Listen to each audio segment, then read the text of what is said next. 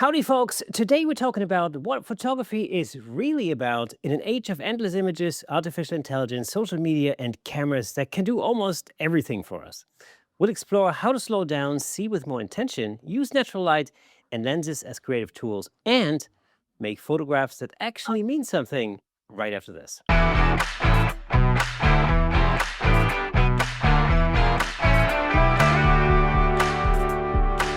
Welcome to Camera Shake, where we bring you the insider scoop on all things photography and videography, giving you a unique opportunity to stay ahead of the curve. We've spent literally hundreds of hours interviewing some of the most renowned photographers, filmmakers, and creative entrepreneurs in the world. And, we'll give you access to knowledge and expertise that's simply not available anywhere else. As always, I'm your host, Kersten Luts. And if you're like me and you enjoy free podcasts and YouTube content, you can support the show by buying us a coffee over at buymeacoffee.com/camerashake. And you can also check out the official Camera Shake podcast merchandise over at camerashakepodcast.com. Every bit of support helps us continue creating more exciting episodes for you, of course, but obviously, you're more than welcome to say no. No hard feelings at all. Just know that your support really does make a difference. And I do like coffee, so just, remember that. Now, without further ado, though, let's give it up for today's special guest. He's an internationally renowned photographer, author, educator, and one of the early influential voices in the world of digital imaging. His work brings together art, technology, natural light, black and white infrared, and the enduring power of the printed photograph. Please give it up for Mr. Vincent Versace. Vince, so good to have you on the show, man. Wait, hold on. Oh, me? You're talking about me? Oh, well. Okay. And also, I want to pull over here, take a look. I have a bit. So, if you want to discuss coffee, we'll chat. As a matter of fact, at the end of this, send me your address. I will send you my personal special blend of coffee for you to give it a shot. Ooh. Loving it already. It's Arabian Mocha Sinani and organic French roast 50-50 blend. Oh, I am intrigued already. Cool. It is, everybody that knows me refers to it as the rat bastard blend because when they drink it, they look at me and they go, "You rat bastard, I can't drink anything else." Awesome. I love it. Yeah, any friend of coffee is a friend of the show, for sure. Now, Vince. Magic elixir of life. Exactly. Absolutely. Now, we're taking more photographs than at any point in history. I think when I was looking at it, it was like something like 5 billion images a year or something like that. Do you think that we're seeing more or that we're just simply recording more images? The answer to that question is yes, because both are true. Let me go a little out of the circle and I promise I will come back. There's this cartoon I saw, and it's a picture of before digital, after digital. And so the photograph is this guy, you see 1 hour photo behind him, and it's a bunny rabbit character holding it and goes, "Oh my God, look at this. My first communion. Oh my God, when I graduated high school. Oh my God, my first day of college. Oh my God, when I got married." One roll of film. After digital. "Hey, anybody want to see the 720 pictures I took of my lunch?" And yes, we are photographing more. Are we seeing more? Maybe. But the advantage here is that the return on investment allows you to become a better photographer because you're not hesitating. It's like when I photograph, I'm glad that I learned how to shoot on film because I know what the decisive moment feels like. But what I'm able to do is, as the decisive moment is happening, is capture all the fractions of that moment so that I can pick the best example of it. So yes, we do shoot more, and I recommend that you do shoot more. But the thing that affords you to do, if you're willing to take the time, is it gets you through your 10,000 hours of mastery a lot quicker. Yeah, that's actually a good point. I mean, it's, because you can, I often equate things to music, since that's, part of my background. And it's just simply true that if, the more often you play the guitar, the better you'll get, and you just can't help it. It's just what happens. So, I'm sometimes a little bit jealous of my kids, for example, who just basically walk through life just taking pictures left, right, and center. Whether they're meaningful or not is a different thing, but at least they're photographing stuff. Well, it's the fun of I love being taken by pictures. I don't think that I take them; they take me. When I came to that realization that the journey is not me ripping the image through the lens; it's the image ripping me through the lens. When that became the ride, all of a sudden it's like, wow, this is fun. And there's a director, a stage director named Harold Klorman, and he said it is from fertilizer flowers grow. And what he was talking about is you need a lot of bad theater because what happens out of that bad theater is great theater comes. You photograph a lot of bad photographs, but out of those bad photographs, a great photograph comes. You don't see the multitude of pictures that I take. You just see the outcome of the experience where I get to go, wow, I was there, I witnessed it, things move at the speed of life. My camera captures in fractions of seconds. And what I was able to do is to match up, because of the way I was able to shoot, the fraction of the second that matched the speed of life that actually took me. And so I I shoot a lot. I've been accused of overshooting, and art directors hate me because they don't know which one to pick. And my argument has always been, well, what problem would you like? Would you like to have the problem of, God, I don't know what to pick, there are too many, or oh my God, I don't know what to pick because there aren't any. I'm going to go with, too many, and you know, you can yell at me, but you'll hire me. Yeah. Do you think anything's been lost? As photography has become kind of instant in one way, and also like a lot more effortless, and also endlessly shareable. Do you think something's been lost there? I think what's been lost is that, oh God, I'm going to sound like a creaky old cranky ass photographer. Oh yeah. I think what's been lost is that today's generation of photographers have no hero. That they're more enamored with the concept of influencing than they are with the concept of simply doing it for the love of the state of amateur, to create, to be taken and go there. They're looking for an outcome. So they become goal oriented and transactional. And when I grew up, I had heroes. I mean, all my favorite photographers. But now if you ask somebody if they know who Minor White is, or Win Bullock, or Steiglitz, or Steichen, or Man Ray, any of the great photographers, they're like, oh. But if I tell you some, influencer, oh yeah, I know all about him. And what I would say is have heroes, have people whose vision moves you. That would be if I have the one sorrow about where photography is, it's that. And do I think that photography is better for the technology? It could be. I think the problem is that sometimes we can be a little inherently lazy. That because all the presets are set there to give you a place to start, good enough becomes good enough. And that is something that I try to address when I work with students, is that you have to understand craft. Technique makes it so your voice doesn't have to shout to be heard. And everybody has something to say, and everybody has within them a Pulitzer Prize winning photograph, and has within them an Academy Award winning performance or a Grammy winning piece of music. Everybody has that. It's a matter of context, and it's a matter of allowing your voice to be heard. And so I would work, I like to work more with seeing and voice than I do with technique. And I have made it a point to try to teach less technical classes in editing, which is what I always get asked to do, because I was blessed to be at the birth of the pixel with all of this. And so my experience with how, or perception of how it should work, has something that people want me to teach from the technical side. And I think that I'm better served teaching it from the voice side.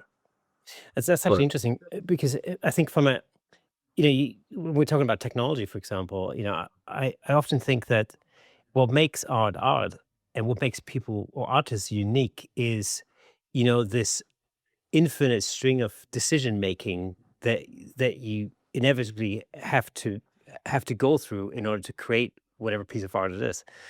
And do you think that with all the technology that we have at our fingertips today, the camera technology that basically makes it so effortless to take a picture, um, since we're not having to make a lot of those decisions ourselves, but instead we're surrendering it to the machine, so to say, do you think that's detrimental to the quality of the art or the artistry itself? Oh, I think we have way more decisions than we had with film. Way, way more decisions. We have overwhelming choice. With film, you didn't decide what the color was. Color was decided for you. Okay, you picked film, and that film was that film. You couldn't do anything unless you were really, really keen on playing with filtration and buying, bricks of film and then coming up with the variance filtration that matches your signature look. That mere mortals didn't do that. You know, People like Richard Avedon level photographers did stuff like that. But now it's like I have to completely understand color because um, I have a raw file, and the raw file is absolutely flat, neutral. The boon of digital photography is you have unlimited choice. The bane of digital photography is you have unlimited choice. So you have more choices. And so the issue is become, and I know this because of the work that I did with Nik software. And we came up with presets, is the fault of the default. We made a default so that it looked like something when you opened it up, so that you saw that something was different from what it is that you're looking at, which is the case with all defaults. That's the design philosophy that tends to be behind defaults. But people go, oh, that's good enough. And they never go past the default. The default's just there to say, hey, it's not what you were looking at. You see the difference. And so it's exploring the technology. It's playing with the toys. It's mucking about with it. It's like, AI. Everybody now is all up in arms about AI. Is it a tool? It's a tool. Do I use it? Use it all the time. What do I use it for? You want to talk about the best way to get schmutz off of a file? My God, way better than me. And when it came to, cloning and this and all of those different things, I was an absolute master at it. Now all I have to do is go, bink, goodbye. So am I wrong for using that tool? Am I wrong for using subject isolation to be able to separate the background from the subject, to be able to darken the background a little bit and maybe, lighten up aspects of it? Yeah, I had to do all that with masking. Now I can do it with the button that analyzes it. And it solves the ultimate dilemma, which is I would prefer to spend more time outside with the camera planted to my eye than playing the adult video game of image editing. I would rather be outside doing stuff than inside tweaking stuff. And, my problem with image editing is I can get lost in it. I love playing with all this stuff. I love the fact that I can come up with all this great stuff. But as fancy as my studio may be, it's way prettier outside than it is, here with a good coffee machine. At least, I have to bring the coffee with me. Here I can just make it. So that's the only, drawback between the two. So no, you have to look at them as tools. Now, do I think AI is going to kill us? Well, the UN thinks AI is going to kill us. They did a study where in 2030, it's a greater than 50% chance of an extinction level event being caused by AI. Oh, wow. And I think it'll be something like, I hate spam. AI, get rid of all spam. And then AI goes, get rid of all spam. Okay, I'll do that because you asked me to, and I'm positive. What causes spam? Well, people cause spam. That's easy. We'll just get rid of all people. It'll be something like that. Something benign that Yeah. will cause, the death of humanity. Um, it's just a tool, and I don't think, we're not at singularity yet. And I agree with Hinton that if we don't pay attention, We are all going to die, but okay, we're all going to die anyway. So figure out a way to be ethical about it. And yes, you can use it. I use it all the time, but I don't make AI images. But it's great for removing dust. Holy, holy moly, it's great for removing dust. It's great for so many different things. You know, it's great for. I mean, it's great from a technical perspective. It's great for everything you mentioned. You know, removing distractions. You know, getting rid of reflections. You know, eliminating the background, all that kind of stuff. It's phenomenal. I actually really like it as a so for smorgasbord for ideas. You know, so I like it. I like it because I can very easily create, um, you know, a little like a board of ideas that I can then follow up and refine. So you know, a sketchbook, so to say. You know, it's Well, there's this one guy, this one company. It's pricey, but he has this analyzing software that will show you the areas of interest based on the lightness and darkness of the image, and it will outline it for you. Now, I don't use it for that because I'm at a point with after doing this for 58 years. If I didn't know how to do that, then perhaps maybe I should consider jobs that say, "Would you like fries with that?" So, we're but when it comes to teaching how to see, the biggest problem I've had is to get people to understand that. And this guy's software is great as a teaching tool. It's just pricey. Um, but you could not do that 5 years ago. There was no way that you could have software that could do what it could do. When I was working at Nick, um, on Silver Effects, we had a whole bunch of ideas about what we wanted the software to be able to do, but we couldn't do it, in which they have now incorporated the ability to analyze areas and to have control point on the subject. These were dreams of ours, and now they're realities, and that's great. It makes it so that I can manifest my vision better. But the reason why I can manifest my vision better is that I actually have a vision. And that vision comes from constantly working and studying and reading and knowing everything there is to know about everything there is to know. I think that the most important thing you can do as a visual artist is to absolutely know everything you can know about everything. I mean, you don't want to be a know-it-all because those people are jerks, but what you want to be is all-knowing. You want to have this just incredible database of reality, of facts that you can pull from at point of capture without thinking about. There's a incredible book that I recommend everybody read, written by John Cleese. And so if John Cleese wrote it, you know it's going to be well written. It's called Creativity. oh yeah. And it's this tiny ass little book. And it is, it's like things that I already knew but never articulated. And he wrote it in such a way where it was like, thank you for giving me the, you know, codification of all these random things. And he's absolutely right. You can teach creativity, or you can create an environment in which you can become creative. And how you do that is the more you know about your field of endeavor, the more that those pieces of knowledge can sit in the unconscious, or subconscious, just below conscious awareness. Because at best, there are 7 things that you can handle at one time. Usually it's 6, but let's give you the benefit of the doubt. It's 7 things. And then after that, what happens is something called task oversaturation. So with pilots, that's usually what crashes the plane, is that they're oversaturated with many tasks. And so fighter pilots learn to know what all the sounds mean so they can pay attention to what's in front of them. But when something comes up, that piece comes up, it gets dealt with and gets put back down. When you take a camera in your hand, you need to know that camera as well as you know yourself. I mean, be Sun Tzu about it.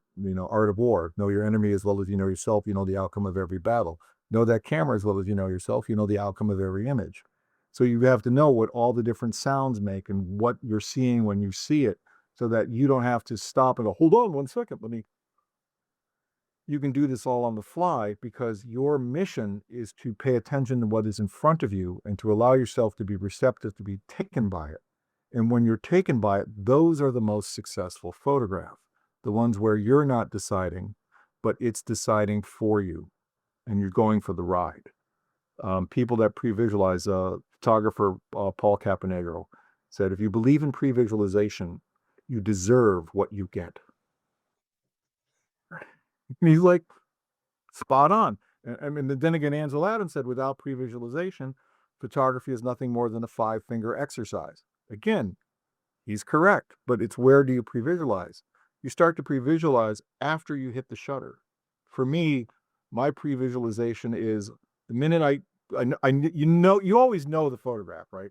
When you are taken by a photograph where you like going, holy, I'm going to try not to swear, holy moly. Okay. You know, at the moment that happens, what happens in my head is I see it on a frame or on the wall in a frame with somebody looking at it. And what I try to do when I go to image editing is getting back to the way it felt watching somebody look at it. And so it gets to this Michelangelo philosophy belief of that the sculpture comes from the living rock, and you remove everything that isn't the sculpture to free the sculpture from the rock. The file is the living file, and your job is to remove everything that isn't your vision of that image. And that's how I, abstract down to the final image. But at the point of capture, every great photograph that I like, whether people like them or not, is moot. But all the ones that I've just been blown away by that I've taken, that the moment blew me away, I've known right when the shutter hit, and it'll be a burst of 3 or 6. And I know that somewhere in there, you'll be that. And on a technical side, since in your intro, you discussed the technical. Reason why I work in bursts of 3 and 6 is if something happens with regard to the subject moving or something changes, 3 or 6 guarantees the odds of what it is that I need to be in focus being in focus. And it guarantees that I have something that I may miss. Like there may be I took it like this, but the gesture was better like that. And if it's 1, 2, 3, what I can get is the motion, because we see things in time and space and motion. The camera only captures things in fractions of a second. So we always look at picture and go, that isn't what I saw. No, it's not what you may be what you didn't feel it. It doesn't represent what it felt like when the picture took you. But if you shoot in bursts, you can guarantee that you'll capture that arc because you have a delay. There is a delay from when you hit the shutter and the camera takes a picture, and things continue to move. So if you can capture the motion of something coming from one point to another, that's where timelessness in a picture happens, where it's not static. It's in motion, but you've used stillness to capture motion. Oh, I should be a Buddhist monk. Exactly. This episode is brought to you by Platypod. You know these moments when you really need a tripod, but taking one with you just feels like too much effort?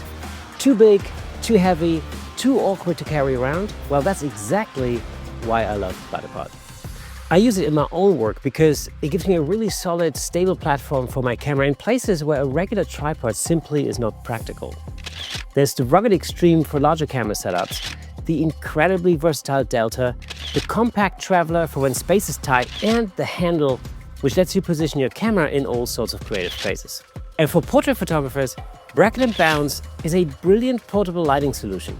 It helps create flattering directional light without dragging softboxes around, or depending on whatever ceiling happens to be above you. For landscapes, macro, video, wildlife, portraits, or travel photography, Platypod helps you get shots that would otherwise be difficult or even impossible. Head over to platypod.com to take a look. Platypod, where innovation never sleeps. What you just described, some people will call instinct, but then again, when, I always think in my head that you can basically, you can sort of put photographers into 3 different camps almost. Some say it's all about intention, some say it's all about instinct, and others say, well, it's all about presence. But what is great photography more about intention? Is it about instinct, or is it about presence, or is it about all 3 of these things? It's about showing up and not getting in your own way. My good buddy, Joe McNally, said it best. You want to take great and interesting pictures? Stand in front of great and interesting stuff. Yes. And my mentor, photographer named Jay Maisel, has a saying that words to live by. I fall in love 1,000 times a day, usually for about 125th of a second. I don't believe in long exposure or long relationships. And you have to shoot. He just shoots. I mean, here's a guy that he picks up a camera and he walks out, and the stuff that that man sees, but it's just like, and he's boom, boom, and there's no effort in it. It just occurs. And he finds interesting planenesses, as Mies van der Rohe, the architect Mies van der Rohe said, an interesting plainness is the most difficult thing to achieve. And if you can go out and find an interesting plainness, we were talking about an interesting plainness, which in the Paris and Snow. I mean, yes, it's an interesting structure, but it's in the middle of Paris and everybody looks at it. So it's kind of their plainness, right? And yet, how many times has that building been shot? And how did I wind up with a wholly unique picture of something in which everybody has shot that has ever gone to Paris? Because I just showed up and I was in the right place at the right time in the right moment and was open and receptive to that moment. And the story to the journey to get there is hysterical. And if it wasn't for that story, I wouldn't have gotten that picture. And so you just show up. You like, I go to Cuba a lot. I have a show running right now at the National Museum in Cuba, and I'm the first American photographer to have a solo show in the main gallery of the National Museum.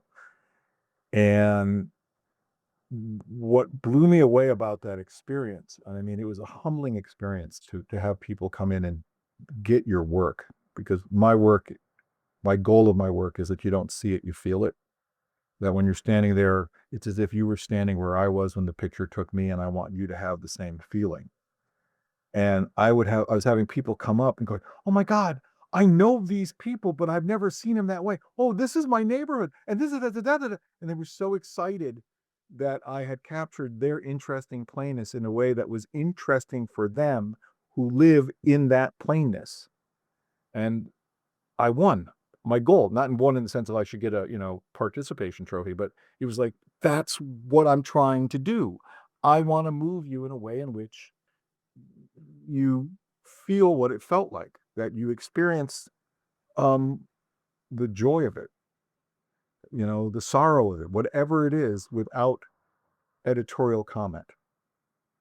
And so I think that the most important thing to do is whatever it is that's important to you, everybody has, the vision of what their work is. Show up. Just show up. And the more shit you know about it, the easier it will become. Well, that's actually, I mean, that's the thing because can photographers train themselves to see more deeply, or is that something you either have or not have? It's not train them to see, it's to untrain them from adultism. Right. And Yeah. okay, so everybody has this voice that says, "Don't do that," be safe. And that was put there by all the adults when you were a kid, right? And the purpose was to keep you safe. But here's the thing about any creative endeavor. Um, the strengths of civilian life are the weaknesses of a creative life, and the strengths of a creative life are the weakness of a civilian life. For example, your banker. Do you want him to be innocent? No. Do you want him to be compassionate? No. But as a photographer, innocence and compassion are strengths. Do you want your banker to be vulnerable? No. I want him to be a shark and keep my money safe, damn it. But vulnerability in creativity is the ultimate strength, being able to be open and receptive. But there's his voices, "Oh, no, no, no, no, you're going to get hurt. You don't want to do that. You're going to cry. You don't want to do that." Well, it's learning how to travel through a world in which the strengths of one are the weaknesses of the other. And it comes down to being able to, and this was the hardest thing, is to not care what others think of what you do. Mhm. And that's really hard. And when you say statements like that to people, like, "Well, I'm looking at this and I don't, this is not okay." Well, what do you mean? Okay. Don't really care. Didn't make it for you, made it for me. Now, don't get me wrong, makes my day when you love my picture, but it's not required of you to like my pictures. It's only required of me to like my picture, because the only person whose taste I can guarantee is mine. If I'm trying to make pictures for somebody I've never met, I at best hope that the person I never met has good taste, or at least Isn't my taste. isn't that the problem with social media though, where a lot of people get so strung along by the constant likes and trying a lot of people are trying to chase the likes and the adoration is is it has is that a problem for Yes, photographers? Yeah. it's a problem for artists coming up that need validation.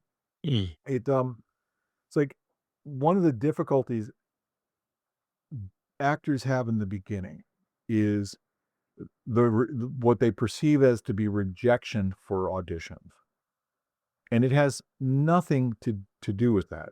So I graduated from theater school in San Francisco and in Boston, and I went to film school at SC. So part of the ways to make money back in the day was I'm going to be an actor, right? And when I lived in San Francisco, because of the school that I went to, it was, they repeatedly told us that we were the Juilliard of the West. Like every day, sometime you heard that, right? And so when you would go out and audition, I would never go to auditions. I would go to callbacks or to producers because of the nature of the relationship of this school. So I went to school in Los Angeles. In my mind, I'm supposed to be, And so I signed with a big agency called William Morris. And I remember my first audition, I walked into a room in which there were 50 of me. Same stubble of beard, same distressed leather jacket, same t-shirt, basically the same haircut. And we were all up for the same part. And the realization over time was, it doesn't matter how good I am. It matters, do I fit the suit and do I look like the guy who's the star if I'm playing his brother? Do I look enough like it? The things that mattered for consideration, talent was the given. What was the variable was, do you fit the costume? And people take that as rejection. So that with likes, if you don't have enough likes, people don't like your work. It does not matter if you're the second coming of photography. It just matters that you're not out there. Well, how do I get out there? Well, I get more validation. I get more validation when the more likes I have, which means you're creating images for an audience in which is fickle. And of course, you end up creating imagery that you eventually you figure out what the audience likes. Like, let's say, for instance, for argument's sake, if they, like the audience likes images of raccoons, you're going to end up shooting a lot of raccoons rather than doing the stuff that you really like because you're chasing the adoration rather than actually creating the work that you want to create. You know. Well, and that leads to a problem. You get into a groove. Yeah. Okay. Well, that groove becomes a rut. That rut becomes a hole. That hole becomes a grave, and you die because people have moved on. And so all of a sudden, where did they go? What did they? It's like, just take pictures that take you and make content that moves you, and to do it for the love of, do it for the joy, the the adoration, the likes will come. I built my entire business as a photographer on word of mouth. It took a little longer, but it has been one where, I get hired because people like what I've done based on what I've done for others, and it's word of mouth. I'm at a point now with art directors where I don't necessarily get told what to do. I get told what I need to make sure is in the picture to sell whatever the thing is. Well, fair enough. I mean, I'm an instrument of commerce. I'm the vehicle of shooting stuff. But I mean, was that a long, hard road? Yeah, it was. And I mean, I loved getting to the point in Hollywood where there used to be this thing called the 411 where people would buy ads and stuff, and all I had was my name, my phone number, and by interview and appointment only. And that was it. And the minute I went to that, my phone couldn't stop ringing. It cracked me up. It's like I was so busy trying to chase things that when I made myself unavailable, I became, the most available, wanting to be the most available person to be photographed by. No, the best advice is just shoot what blows up your skirt. Just shoot what makes you happy. If you have photographs that make you happy, it will be reflected in your picture. If you're about commenting on the, man's monumental inhumanity to man and his sterile impotent beauty, then okay, do that. If that's what matters to you, but do that which matters to you and know everything there you can possibly know about how to manifest it so that there aren't too many notes, that it is a clean picture. Now, you're very strongly associated with natural light. Uh, what do photographers most often misunderstand when it comes to working with available light? Well, I'm an available light photographer, as Eugene Smith said, which by available light, I mean any light that's available. Yeah. No, I work a lot with LED. LEDs have gotten to the point where I prefer hot light, which is continuous light, sunlight or continuous light, to strobe light, because strobe light is high intensity, short burst light. It sounds like the outcome of a bad first date to me. It's not pretty light. Whereas continuous light that I can mold and work with, and sunlight that I can play with, um, is pretty light. And the sun is the light in which we're always trying to emulate. So why not use the provided thermonuclear device that you have that you look at light? So there are some things that you have to know about natural light. And I think that, again, we get back to understanding what there is to understand about it. Um, First thing is that light acts as both a particle and a wave. Oh, what does that mean? Okay, well, light moves in a forward direction. So when it hits a surface, so if it comes this way, so it's coming this way and it's coming that way. When it hits itself, it scatters like a particle, which means that it creates a bloom. And in that bloom, you have an edge of lower intensity with a cone of high intensity. So you want to ride the edge of the light. Next rule, light always picks up the color of the surface that it is reflecting from. So I use a weave of gold and silver fabric that California Sunbounce makes and Westcott makes, called Sunlight. And it looks like what we refer to, or used to refer to, I don't know if that term is still used today, 4 o'clock February. And what 4 o'clock February light was, February in this hemisphere, or light in this hemisphere at 4 o'clock in the afternoon in February, is the prettiest light. Right. Because the blue wavelength is being blocked by the thickness of the atmosphere and the red waves are coming through. So it's warm, long light. Okay. Absolutely. The best piece of advice I can give you is always light into a shadow. So if you're trying to do a portrait, somebody says, hey, can you do my portrait real quick? Sure. And if you can find a parking structure, even better. Why? Because the best reflectors in natural light are black asphalt and concrete, because they're neutral. So they bounce the light in. So if you put somebody in a shadow and the light's hitting the concrete and bouncing it in, all of a sudden you have this beautiful scattered light into this shadow, but always light into a shadow. And the best, we're going to have a garbage truck come by because it's garbage day. Sorry. That's all right. Well, this one is picking up my the recycling bin. We have 3 bins. We have Right. regular garbage, clippings from the trees, and then recycling. Oh, it's the same here, actually. Yeah. And we also have a food bin as well for like, food waste. Yeah, that our food bin is the combination of household stuff that you had to have heard that. No? No. Okay, that's good. That's great. Yeah. This microphone's better I thought it was. So it's just, natural light is the prettiest light there is. You have to look at things like what the word photography literally means. It roots are Greek, photographes, to write with light. Okay. pretty straightforward what you're doing, right? You're writing with light. So I philosophically approach light as if it's a solid object. And yes, we can argue if it is or isn't. I live in the world of art, so that 2 plus 2 equals fish.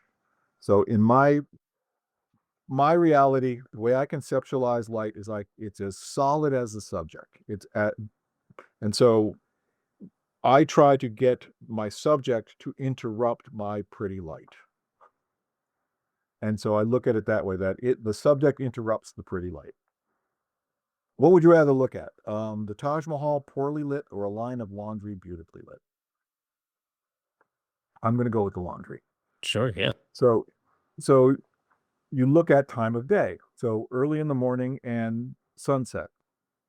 The issue with early in the morning is that the light tends to be a little more fleeting than it is, or the pretty is a little more fleeting in the morning than it is sunset, because of circle of illumination and just you can gauge as it's going down. So I tend to prefer. Okay, you did hear that one. I did hear that one, yeah. Okay.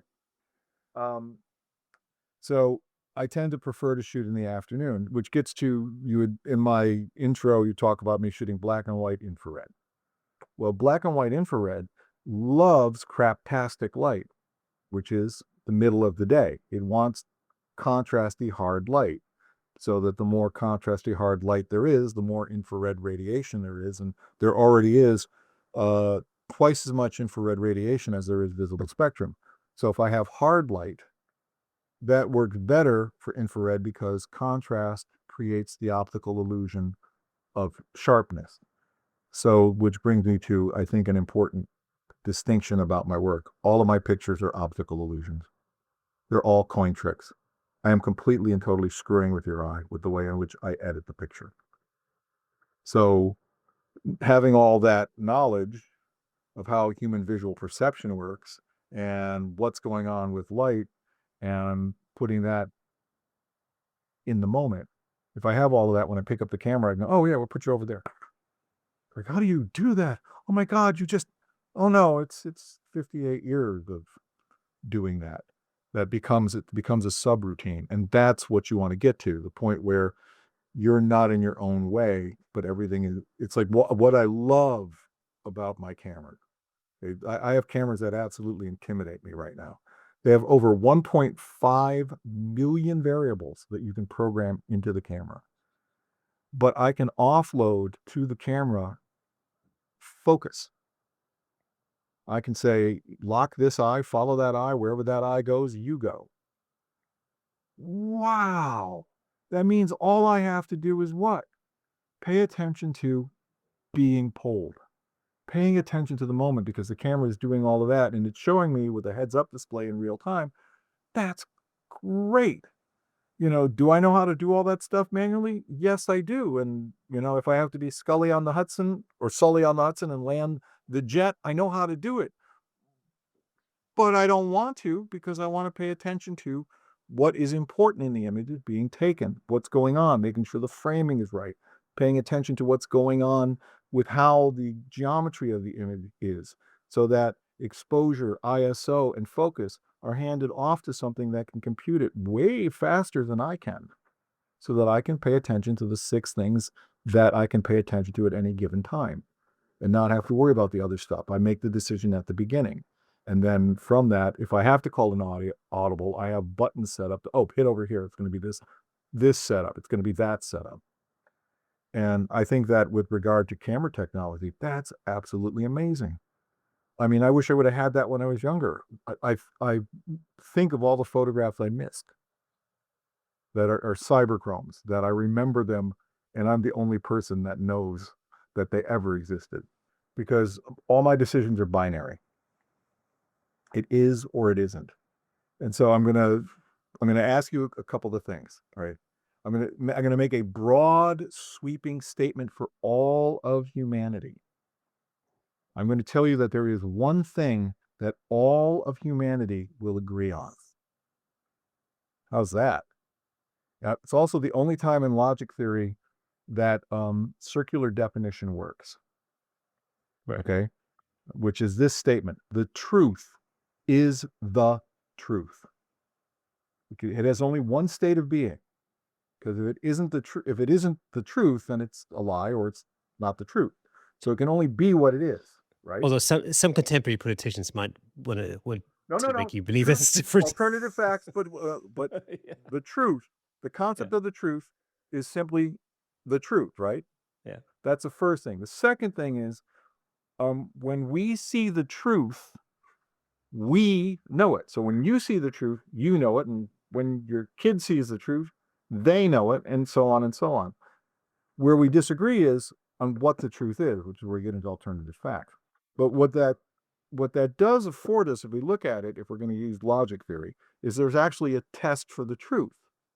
The closer you are to it, the simpler things are. The further you are from it, the more complicated things are. So like when I edit, I have browsing software has a scale of 1 to 5, right? You Yeah. know, your hierarchy. It's 5 or nothing. So all my 5s are, I just look at it and go, yes, no, no, no, yes. So all the yeses are 5. So when I look at the first cull, I have 5. If I process it to be used, it becomes a 4. Okay, so I've chosen from this 5 or 0, 5, 4, or 0. And if I have a picture where, because of the way physics works, and I want to have the foreground, middle ground, and background in focus, that will become a 3. And if I use it, then those pit files become a 2. Everything is binary. Everything is yes or no. I think the big thing that people get into trouble with is an observation of, the best way to describe it is I refer to it as the Versace square root law of technological blame, which is that which is the fault of technology, we blame ourselves. That which is the fault of ourselves, we blame technology. So you look at a picture that when you took it blew you away, and when you look at it on the computer, you go, oh my God, that sucks, I'm terrible. No, it doesn't suck, and you're not terrible. What sucks and isn't terrible is that technology meters at 18% gray. Mm. Okay, so you saw drama. The camera gave you 18% gray. Okay, you saw color this way. The camera gave you neutral color based off of a series of codecs based off of a LUT. You have to decide where you want the white balance to go. This is what I was talking about, too many choices.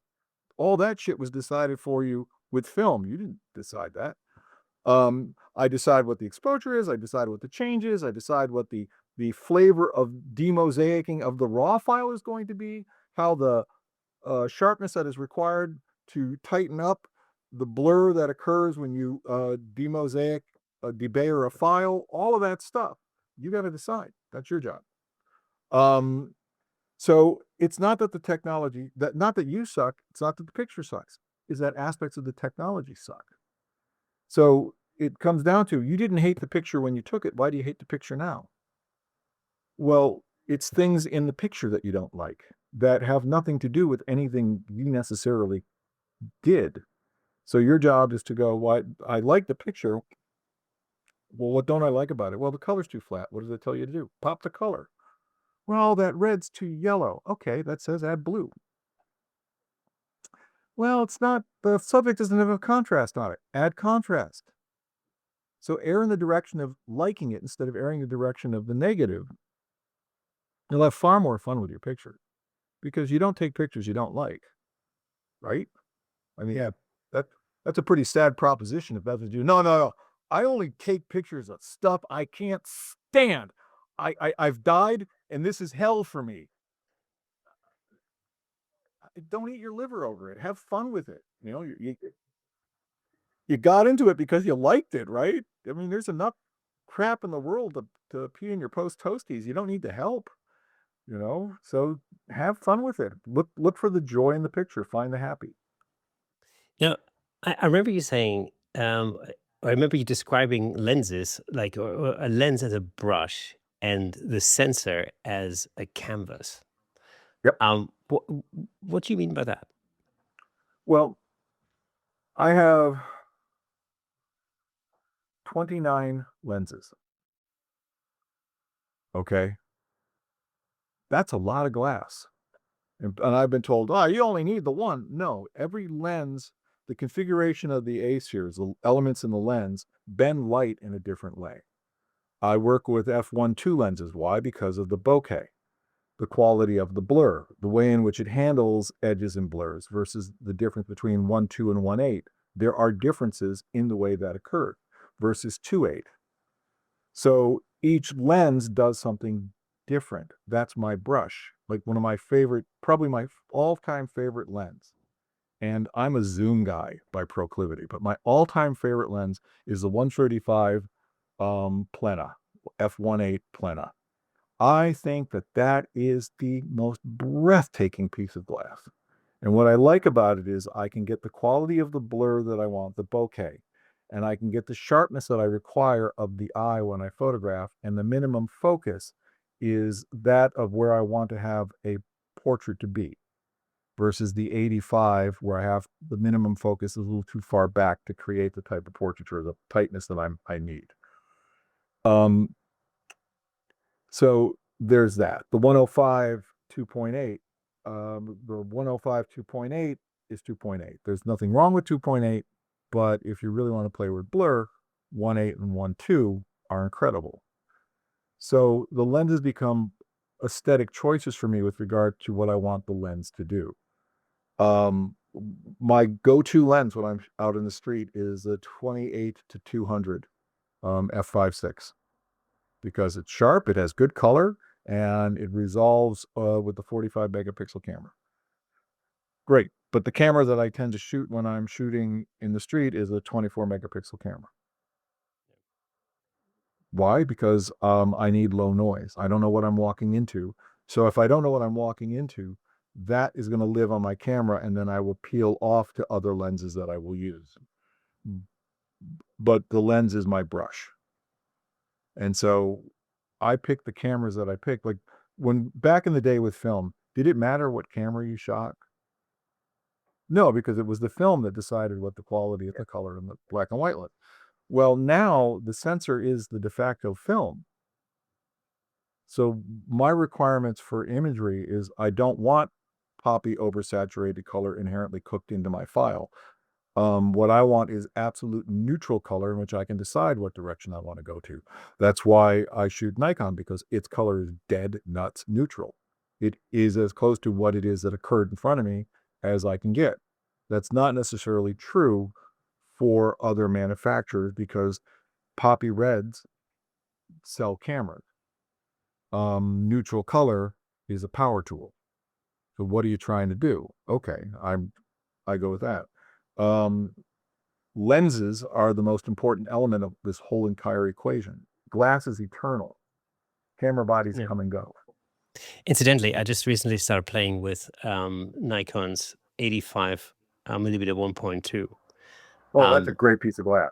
oh my God, I just That is. I did a shoot last week, which was a portrait shoot at 1.2 with ND filters and all the rest of it. But it was it's so beautiful. The fall off and the softness of it, and yet the sharpness, like the sharpness in the eyes. But it's a lyrical. There's a best way I can describe it. It's a lyrical fall off into blur that's especially on the hair is so beautiful. It's so Well, the thing that so gets lost. Okay, all right. You're real closer than I suspect. You probably already know this, but for the benefit of people that are watching this that may not have gotten to this point or this epiphany, is what do you pay attention? What should you pay attention to? In focus or in blur? What are we taught? We're taught to pay attention to in focus, right? Mm. That's great, but physics is pretty clear on what's going on. The only thing that's in focus is that which the lens is physically focused upon, and anything that crosses the plane of focus. If it ain't in that plane of focus, everything is varying levels of out of focus. So 1% of your pictures, what you're paying attention to, and you're forgetting the other 99%. You actually should be paying attention more to the quality of in blur, because it's a way lenses handle blur that is far more significant. All lenses focus, that's their job. That's what they do. but it's how they handle blur. Now the f1.285 and the f1.250, I have been a believer that a 50 millimeter lens is really a lens cap in which you can take a picture through. That it's just a useless piece of glass. That 51.2 is one of the most beautiful pieces of glass I've ever shot with. And what it does is just gorgeous. And the 1.2 lenses that Nikon came up with are spectacular. If you have you played with the Plano, the 135? No, I haven't actually.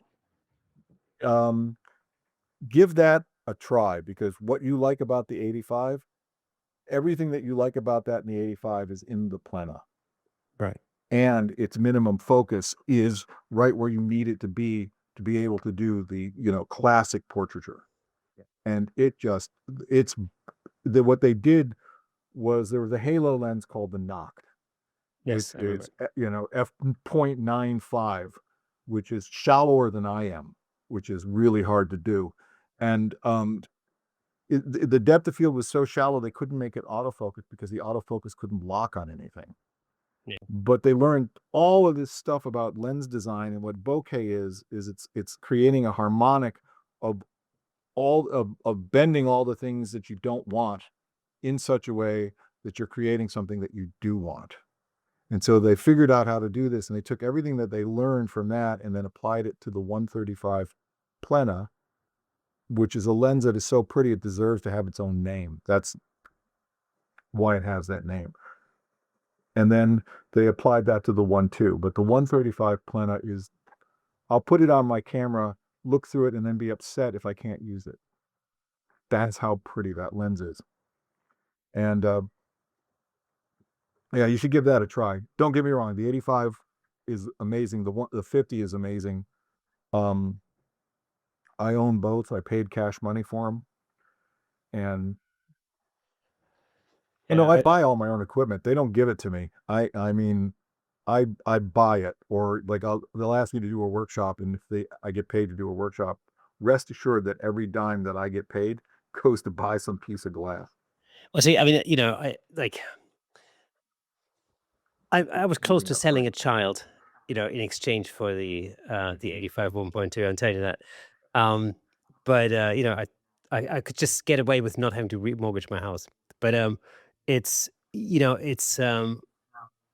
when I tried that thing last week at one point, it's the first time I've shot it at 1.2, and my head immediately went, well, that's it. That's all I want to do now. I'm never going to shoot anything else.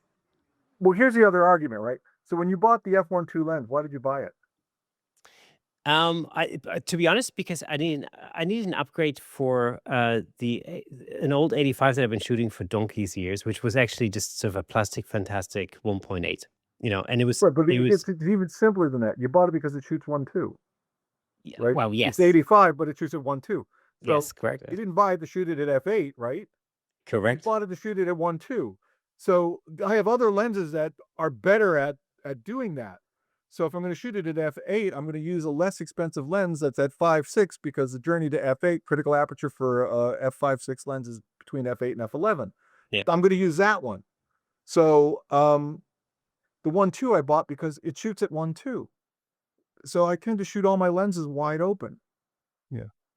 And so either wide open or critical aperture. That's, and critical aperture is the aperture at which the light is most evenly distributed across the sensor plane that gives you the sharpest picture. Stopped all the way down doesn't give you a sharp picture, it just gives you more stuff in acceptable out of focus, but it's not sharp.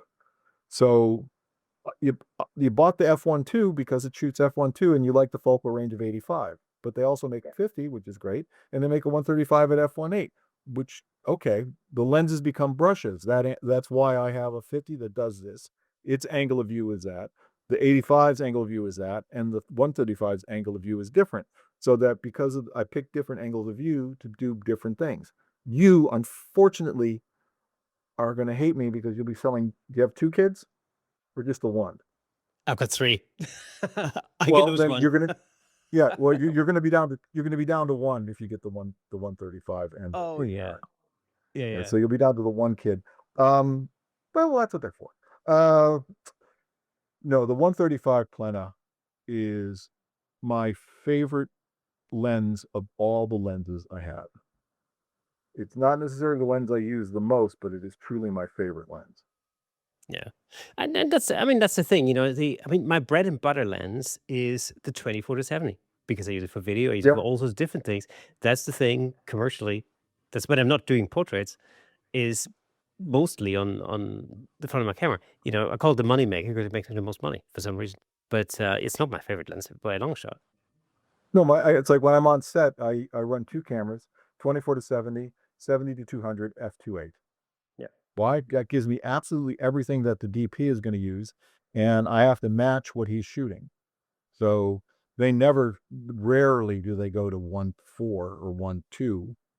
And if they're doing that, that's, this much ND in front of because, you have an under and an over, and your under is generally 800 ISO.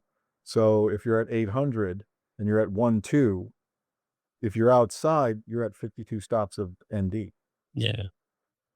so good luck with that. A good, do you shoot infrared or no? No, I don't, but I've always been interested in it actually. What camera are you shooting now? Primarily a Z8 at the moment. Okay, and what camera do you still have the camera you had before the Z8? Yeah. It's a Z6 II. Hang on, what is it? Yeah, it's a Z6 II and a D750 actually. I still have knocking around somewhere. Okay, good. All right, so when you upgrade the Z8, the thing is, the way that infrared works because of the loss of information from the green channel. Green channel in infrared becomes luminance, just transports light to dark aspect of the image. The change in infrared occurs in the red and blue. So basically, you have headroom megapixels of 45, but effective megapixels you're at like 30 or 28 or something like that. Even though it's 45 megapixels, but because of the way a Bay array works, which is twice as much green as red and blue. Right. Um, so resolution really matters in infrared. What's your minimum shutter speed on the Z8 that you shoot? Well, that very much depends on what it is that I'm shooting, but I would say like generally probably 125, I think, give or take. Tripod or handheld? Handheld. Yeah. Okay. Now the only reason why I believed this and I have tried it is because the person that told me that this was true is the only person at Nikon that if he would tell me something like this, I would believe to be true. All right. He's the head of education at Nikon. So when the Z9 came out, they were having an issue where people were saying, but my pictures are soft. Right. What are you shooting at? 125th of the second, 250th? But something's up. That camera is incapable of soft. Those lenses are incapable of soft. And what they found out was that because of 45 megapixel resolution, the camera was picking up the micro motion of your heartbeat. If you had 2 cups of coffee or 3 cups of coffee, it was picking up the micro jitter. So if you're hand holding it, and if you can shoot at a 500th of a second, watch how much sharper your pictures become. Absolutely. Okay, and so I went, that's not possible. I've always shot at 125th or 250th of a second. Don't you tell me. Wow. Just floored me how much sharper it can be. Yeah. So if you're not on a set of sticks, that's just something that Paul Van Allen, I'm going to out him, told me. And it's, what's amazing about Paul is he knows every menu by memory for Nikon's cameras for the last 25 years. Wow. Yeah. I can call him up and be like, I'm working on a this and this and this camera because I'm with a student. And I don't know where to find it on the menu. Okay, hold on. I'm driving, so I don't have a camera in front of me. All right, go to the F menu with the pencil into this. Go down 4. Yeah, 4.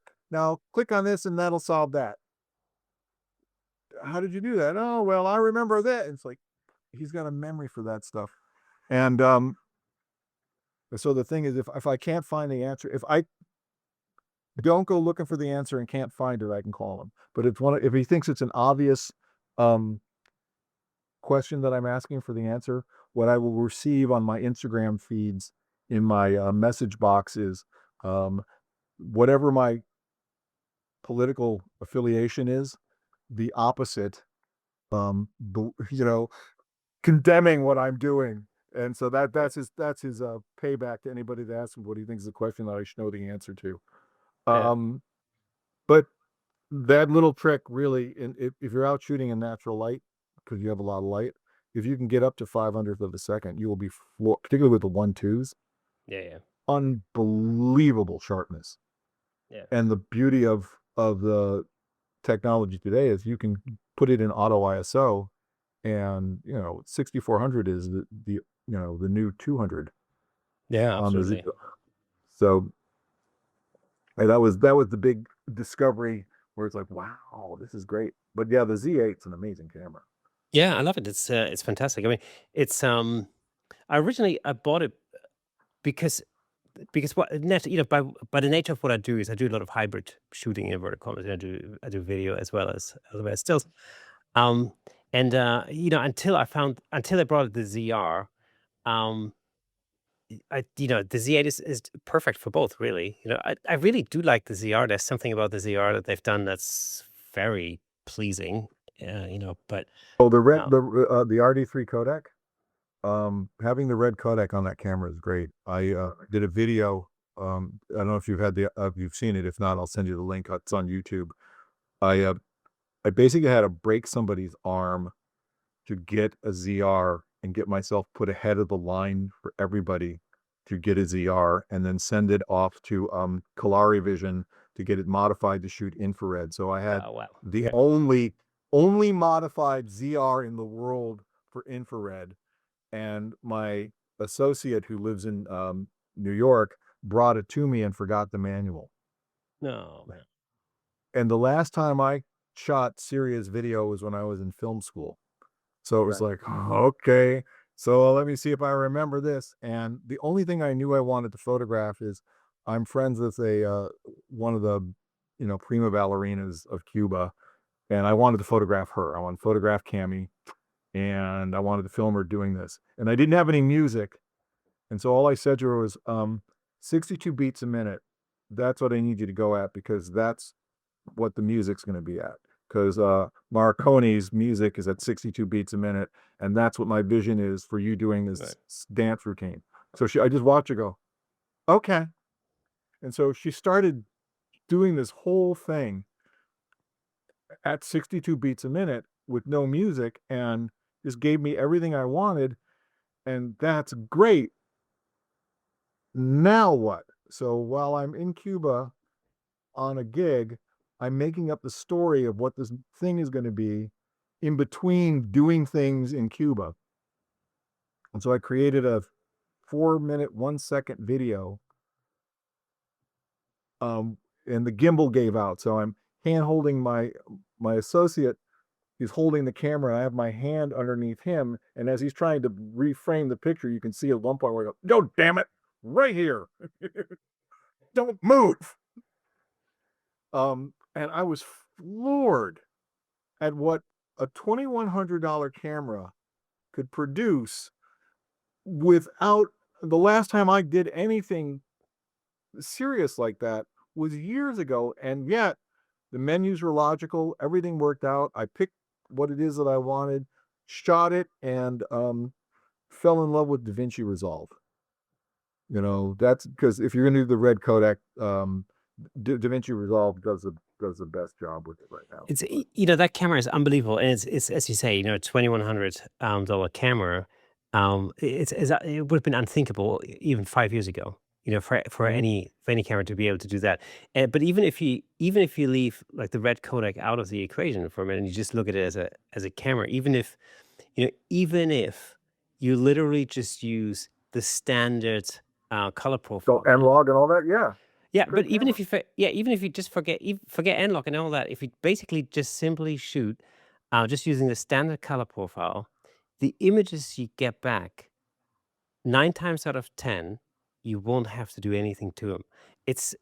There is something to it that makes right out of the box makes the imagery look so pleasing. And it's markedly different from the Z8 as well. The Z8 is a great video camera, by the way. It's fantastic. It doesn't have the red component in it, but it's an unbelievably powerful video camera. It has other advantages. Um, but just at a very base level, the ZR really beats a lot of other cameras that cost twice, maybe even 3 times as much, just right out of the gate. And that's what I think is like the most beautiful thing. And then it has the ability to do all of these other things on top of that, which is phenomenal. So yeah, it's phenomenal. I honestly don't know how they did it, but it's a great camera. Oh no, it's been $2,100. I It's know. like, and you have access to all of the S glass and Z glass. And if you get the FTZ adapter, you have access to all the F glass. So you have 360 F lenses plus all of the new mirrorless lenses, all of which can fit on that camera. Like, I, why not have the $2,100 camera? Yeah, and there's The there's an thing, adaptive there's an adapter for Sony lenses, I believe, as well. So why? yeah, I know, but it's like, I tell you why. Because of course over the last few years, a lot of people have moved, um, from Canon in particular to Sony when it comes to video. Right. Um, and there's some people who already have potentially have a collection of Sony glass, which is not cheap. Sony glass is quite No, it's expensive. not. It's not cheap, and I get it. It's like you got what you got, right? Yeah. And you have to use it. Got because you spend it. But the advantage of the Nikon system is that Nikon's a lens company that makes cameras.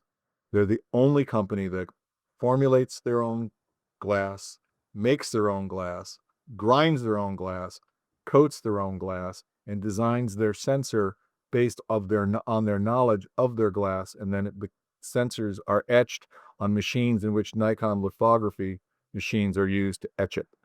So, like the whole thing about, well, Sony makes a sensor. No, the Sony facility fabricates Nikon sensor using Nikon machines, and Nikon designs their sensor. But it's the glass. That's the main reason why I never moved from Nikon, is because it's the glass. The glass is the most important thing. Sensors come and go, camera bodies come and go, but glass is forever. Absolutely, yeah, And totally. That's exactly it. Until very recently, I mean, I've really only changed to Nikon's mirrorless series relatively recently. I mean, it's a good few years ago now, but I shot the DSLRs for decades actually because I never really felt the need because the glass was so good. Mhm. You know, Well, no, I was a little bent out of shape with mirrorless. To be in all honesty, the 850 I thought was the perfect camera. Which that's it's a a great camera. DSLR. It was the perfect camera. Best DSLR ever made. I mean, the Absolutely, yeah, Canon trigger was so without a good. doubt. And so, I'm a Nikon ambassador, and well, you're gonna have to go mirrorless. It's like, but I'm gonna lose the joy of being able to see the image through the glass. I'm gonna be watching television. They put a Z7 in my hands, and I shot with it, and it was like a DSLR. What? It was amazing. It was the change in the lens design because of the loss of the mirror box and having the rear element touch the sensor produced a quality in the lens that, though f-glass is spectacular, don't get me wrong, the Z lenses and S lenses are sublime, just Yeah. amazing. And yeah, I sold all of my f lenses and then replaced all of my f lenses with Z and S glass, and had to write the check for the differential. And it was, you know, aspects of my anatomy became my tonsil, would be the best way to describe it. It was just a humbling, awe-inspiring, I can't believe I'm writing this. And, I have all the glass that I had before, and the only one that I am budgeting, I have an expense that I wasn't looking forward to having. which is I have a 1964 R69S BMW motorcycle that took me 5 years to restore. Wow. Okay. Okay, and I got it, just got it back. And it is concourse condition show bike that I tool around Los Angeles in. Yeah. And so 1.5 hours after I got it, parked it across the street in my studio in the one spot that I've computed that there's absolutely no way that anything can back into it and anything can drive into it. One of my neighbor's daughters backed into my motorcycle. Oh man. And so, yes, I appreciate that they're going to step up to the plate, but I'm going to have to front all the money for it. And I'm looking at about $6,000 worth of expense that I hadn't planned on expending Yeah. because I'm done. I mean, I'm Yeah. done. And the only reason why I know what it's going to cost is because I just spent it. So yes, the lens that I would love to have is the 24, is it the 28 to 135 or no, 20, yeah, the new power zoom. Oh yeah. That power zoom, that's a great piece of glass. It's phenomenal. And strangely enough, only a few days ago when I went into London, into central London to do a shoot during a heat wave, which was fun. Um, Yeah. but I saw a dude walking across Westminster Bridge with that lens, and I'm thinking, what's he doing? He looked like a tourist. I'm like, that's a serious lens to just tourist around, you know? Well, he's a doctor or a lawyer, which is you know, photography as a hobby is nature's way of saying you made too much money. Yeah, You it's know, people, definitely not a dentist because he'd be shooting Leica, you know? well, yeah, no. But the 135 that was a gorgeous piece of glass. Yeah. I wish I would have had it for the video that I shot. I just shot some stuff with it. And actually a couple of the infrareds that I sent you, there's this one sideways black and white portrait of a bartender where I walked in and it was one of those situations where the sun was setting and it beamed through the window and it hit this guy and it was like, don't move, click. And it was Yeah. just gorgeous. And I look at the lens and it's like unbelievably sharp and unbelievably beautiful. At f5.6, I'm getting bokeh. Yeah. Like, wow, just a gorgeous piece of glass. I tell you what's really interesting, and this is the thing I love about your work is when I first saw your portraiture using infrared, because I remember some years ago, uh, I was I was reading things about infrared landscape photography and architectural photography and stuff like that, and I thought at the time, I wonder how cool that would be to do portraiture like that, you know. So when I saw your work, is that's like, oh, okay, that's exactly what I thought should be done.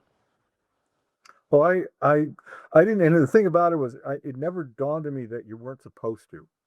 Yeah, well, You yeah, know, exactly. it never ever dawned on me. It just dawned on me. I carry an infrared camera and I carry a visible spectrum camera, and so when the light sucks, I shoot with the IR camera, and when the light isn't good enough for IR, I shoot with visible spectrum and good enough by contrast enough for intensity enough. And I've gotten to the point where I just shoot everything.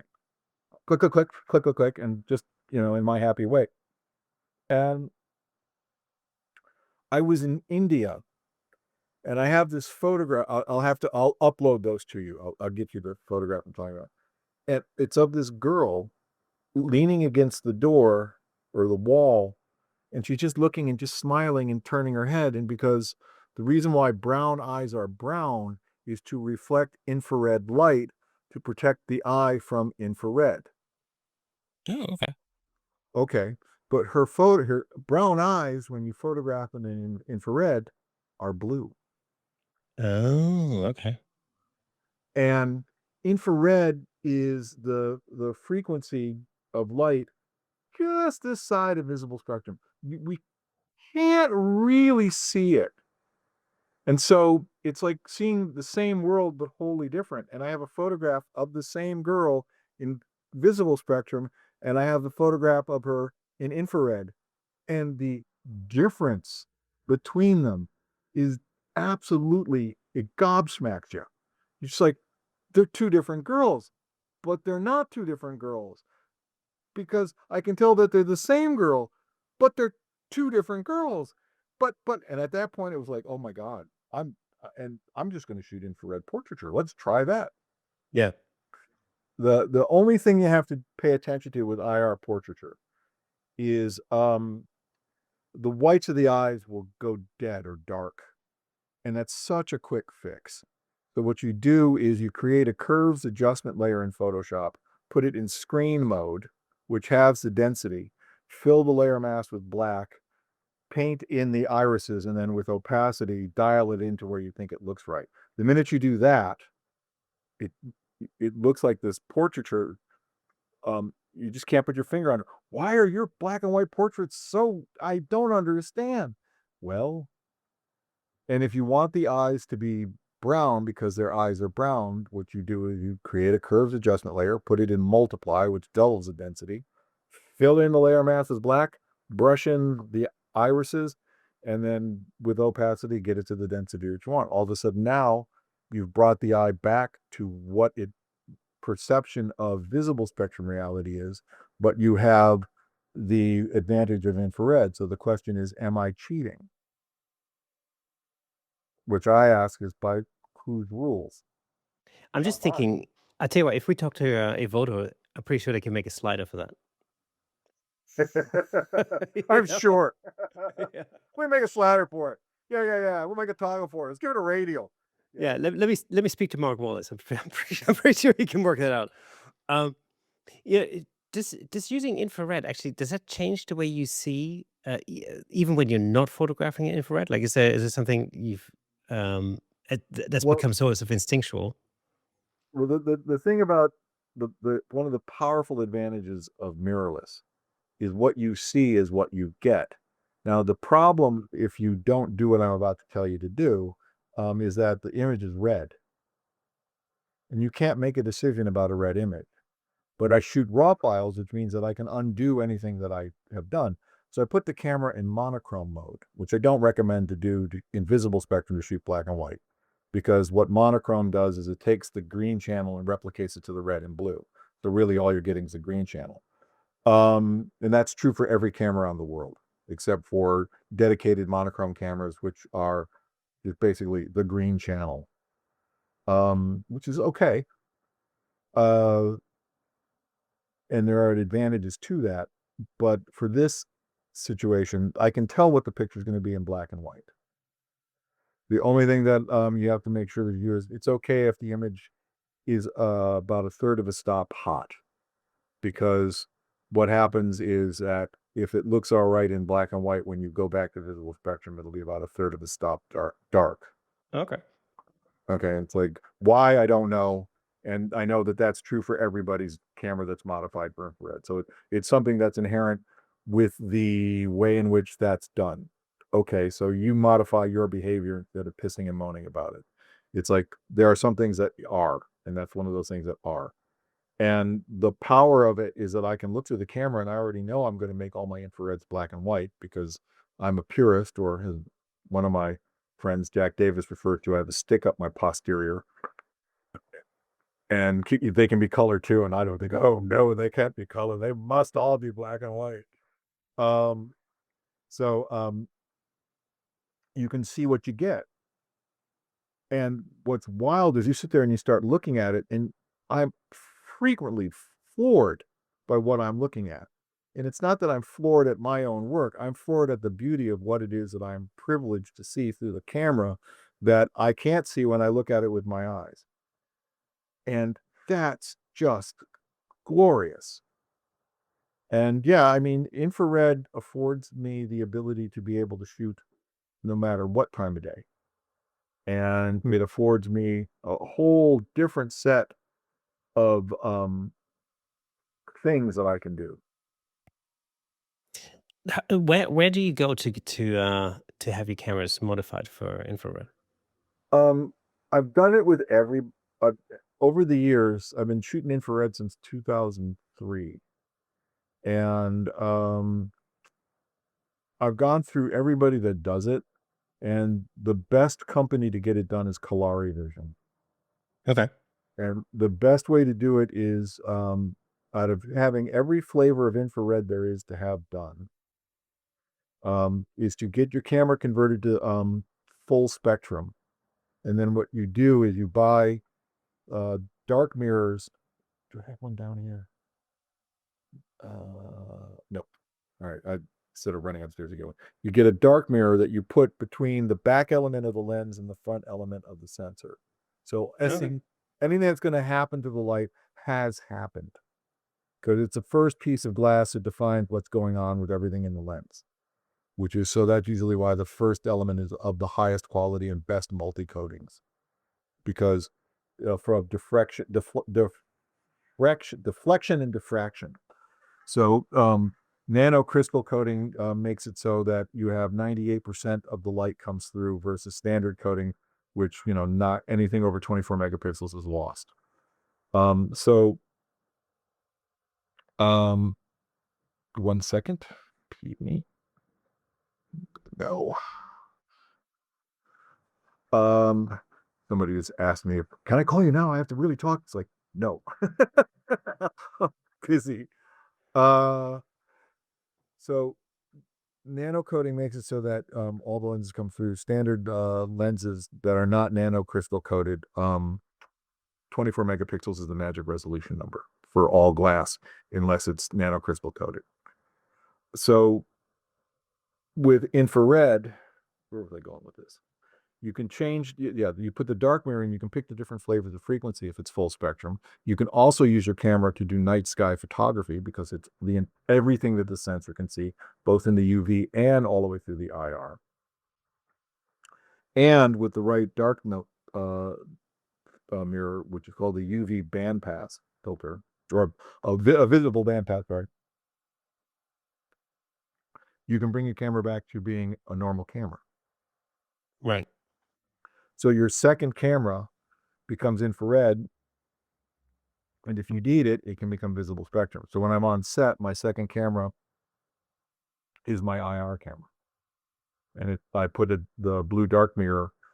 It looks like cyan glass. I put that in there, and it is it's a visible spectrum. And the beauty of Kalari is that all of their filters are made with shot glass, SCHOTT glass, which is German glass that is the equivalent quality of Nikon's EDIF glass, which is the glass that they then coat with fluorite coatings, or all the different nano crystal coatings that they have. Yeah. So you're using glass that is of the same quality as the glass that's in your lens, not a cheaper glass, which is what filters in the front tend to be. And even their filters, if you use front-facing filters, are also shot glass, but they're more expensive because it's a bigger piece of glass. Yeah. Did you, when you first started and I know you started very young when you first started in photography, did you think back then that you might end up like doing things like infrared photography and things like that? I never thought about it. I mean, I never thought about I mean, I fell in love with Minor White's work when I was about 11, 12. And then I saved up my allowance, bought a roll of infrared film, put it in the bag, did the whole thing, paid for it to be developed. So it was $50 when it was all said and done. Didn't get anything, and said, well, that's not for me, but always fell in love with it. And then when digital came around, and it was like, well, no, I don't have to keep it in the refrigerator. I don't have to change it in a plastic, a dark bag. And I can see what it is that I'm doing. And the other beauty of mirrorless over DSLR is that infrared focuses at a different point than visible spectrum. But when you're using a mirrorless camera, it's focusing off the sensor. Right. So if you're using DSLR, you want to use live view, so you're focusing off the sensor. Well, in a mirrorless camera, you're always in live view, so you're focusing off the sensor. The thing that frustrates people, and it frustrated me for a long time until I realized what was frustrating me, is closer things will always be in focus. Further things away, no matter how good my lens is, will not, because of the atmosphere. The atmosphere moves and it shifts the IR, and so you get diffusion of atmosphere of the infrared. So you just have to accept that if it's far away, certain things might be a little bit softer than you would like. Yeah. And so you modify your behavior towards that or accept that as a reality. Yeah, but I think that's intrinsically interesting, actually, because I like it when when you have to change your behavior according to what you want the outcome to be. You know, Well, that's what I love about infrared. Forces me to go back into the way I thought with film, but with the advantage of having unlimited film. If I put a 1.3 terabyte card in that camera, hey, knock yourself out. I'm not, you know, I'm not going to choke that. If I choke that camera in a day, that's impressive. So, I mean, if I shoot video and I'm shooting, 6K or 8K video, then yes. But if I'm shooting still frames, not on my life. There's nothing I can do. The key, though, you want to make sure you do is you need fast cards. So I use Delkin Black because they're fast. So that's because that affords me for video. And there are two schools of thought, which is, do you put all your eggs in one basket or do you have many eggs? So the thing that I do when I'm going out to shoot in the field is I don't ever want to open up the camera. So I'll put a big card in the camera because everything's weather sealed if it's sealed. If I open up the back to change the card or to change the lens, so I'm always hesitant to change lenses in the field, it brings dust. It creates sensor dirt problem. But if the camera is sealed, then everything's okay. And actually, the majority of the schmutz that occurs on a sensor comes from opening and closing the lens, the metal shavings that come off, the little micro particles of that. Well, it's a charged sensor, CMOS or CCD, and if there's anything in there that is of a different charge than the sensor, it's going to be attracted to the sensor. And so that's where your schmutz comes from. So you want to avoid popping open the camera because you're creating your problem. Yeah. And here's the other advantage. Now, another advantage of having an infrared camera is if you put a piece of glass in front of the sensor, you're inherently making it so that crap can't get onto the sensor. It slows down schmutz. And popping out that piece of glass and cleaning it is easier to do than cleaning your sensor. yeah. That's what I like about the Z8 is the fact that it's got the Oh God, yes. the gate. I mean, I wish all lenses or all cameras could have it. I understand why all cameras don't have it. It's an economic issue. Yeah. So it's like you buy a Z50 because you wanted a certain price point. That's great. If you were to put that on there, that would add a couple of $100 to that camera. Exactly. You have to buy that camera. Yeah, but it's totally worth it. Oh yeah, the Z8 and Z9 having the dust shield on it. Yeah, great. It's brilliant. Now you've worked across everything from fine art to commercial photography, and of course education and technology. Which part of that journey do you think has most shaped your, let's say, your identity as a photographer? It has to do with a short story written by Orson Scott Card. And the short story is called Unaccompanied Sonata. And it's a story, you should read it. It's a story about a musician and a society in which tests for what you're best at. And so I make it a point to try everything. And it also comes from a guy named Mark Clegg, who is the head of the Department of Music at University of Michigan. We were, when I was at SC, he was studying bassoon. And USC's music school is considered to be one of the best in the world, actually probably better than Juilliard. And he plays every instrument in the symphony well enough to sit in the section. He just likes bassoon. And the reason why he studied music that way is he wanted to be a composer and a conductor, and the symphony was his instrument. And if he was going to be a master musician, he needed to master every aspect of his instrument, which was the symphony.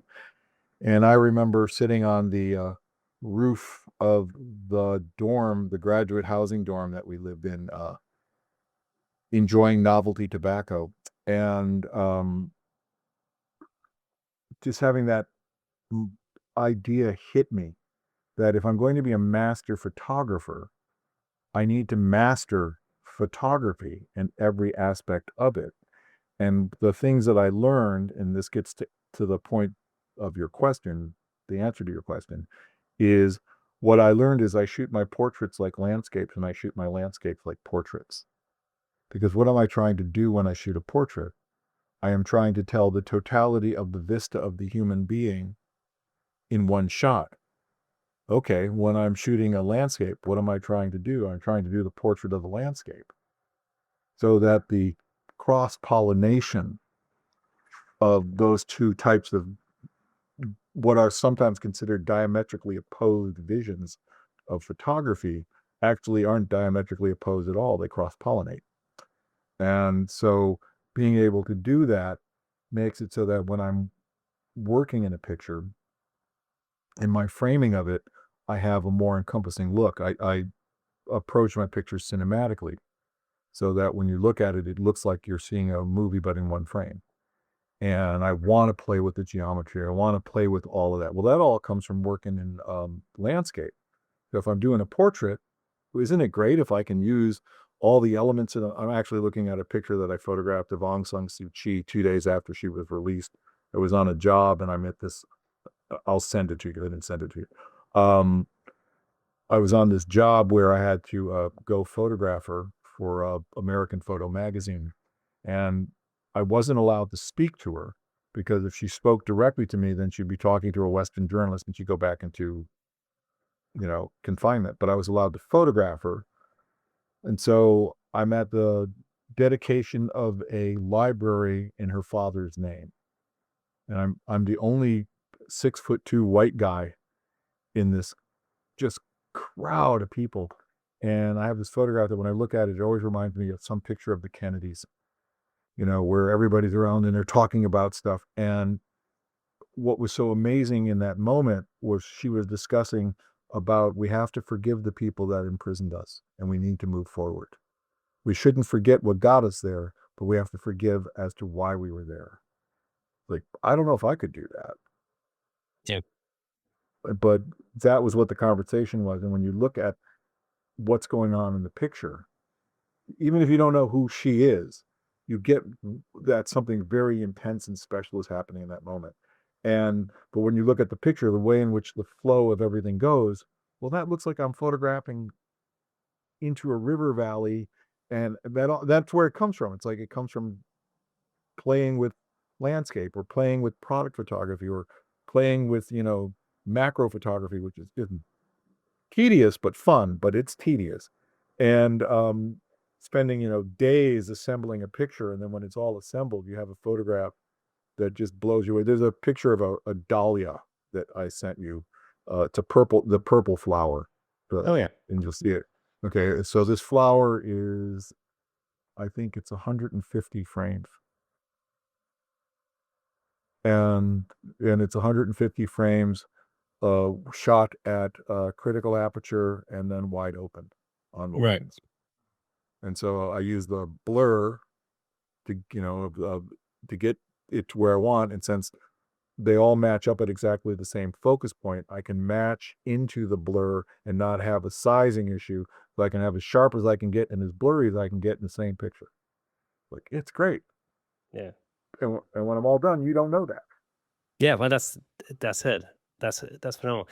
Now, for somebody listening who wants to make more meaningful photographs, what is the first thing they should do differently tomorrow? Give themselves permission to have an opinion and to give themselves permission to just have reckless abandon and to not care if you face plant. Because it's not a failure, it's a lesson that could be used elsewhere. For example, in the darkroom, let's go back to film. when you're working with black and white film, and I'm a better printer than I am a photographer in film, a way better printer. And I was a darkroom rat, and I did that for both my uncles. And the rule is you want to expose the paper in such a way from a negative that was properly exposed to be able to do this, so that when you put it in the developer, it can be in the developer between 2 to 3 minutes. Optimum is 2.5 minutes. And the reason for that has to do with building up the deepness of zone 2 textured black. Highlight and midtones come within the first minute. It takes that much time to build up the black. You never want to expose it so that it's in the developer and everything comes up in a minute. Okay, if you do that, you screwed up, except when you have to. Well, when do you have to? Well, you have a thin negative. So what is a failure, to be able to revive the failure of exposure, means that you have to compensate what you do in the darkroom based on things you would never do with a properly exposed negative, which is you flash the negative, throw it in the developer, pull it out of the developer, run it through the baths, run it in orbit, leave contamination of orbit in the picture, and then run it through selenium, and then do it at a high concentration of selenium. You can pull out a darkness and get it so that you get a warm tone. So all these things you wouldn't do. You just wouldn't do that, except when you have to.